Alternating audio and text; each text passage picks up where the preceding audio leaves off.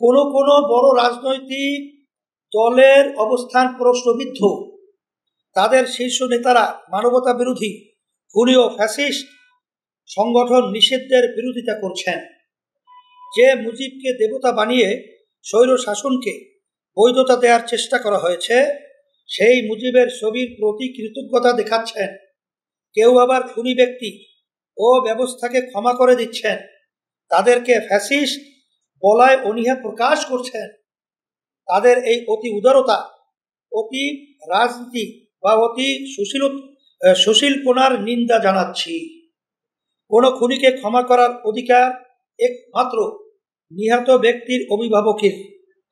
চোরকে চোর বলাই ইনসাফ, ফ্যাসিস্টকে ফ্যাসিস্ট বলাই ইনসাফ। ভবিষ্যৎ রাজনীতির ধান্দা বা বৈদেশিক কোনো শক্তিকে খুশি করার জন্যে যারা জনতার রক্তকে অবহেলা করবে, তারাও খুনি ও ফ্যাসিস্টের পুনর্বাসনের জন্য দায়ী হিসেবে বিবেচিত হবেন। আসল ব্যাপারটা হলো, যারা দলের নেতৃত্ব দেয় তাদের উপরেই তো দলের ব্যাপারে বিবেচনা হয়। এখানে আওয়ামী লীগের প্রধান দায়িত্ব পালন করতেন শেখ হাসিনা।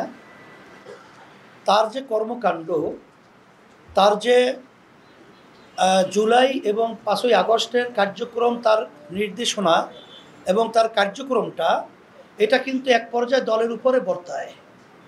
সেই হিসাবেই দলের ভিতরে তো কিছু ভালো লোক থাকেই বা আছেও, কিন্তু যেহেতু যারা মূল দলের নেতৃত্ব দিয়েছিল, তাদের ব্যাপারটাই তো খুনি, টাকা পাচার এবং নৈরাজ্যের সাথে তারা কিন্তু জড়িত বিধায় এই দলটার নামটা ওইভাবে সামনে চলে আসছে।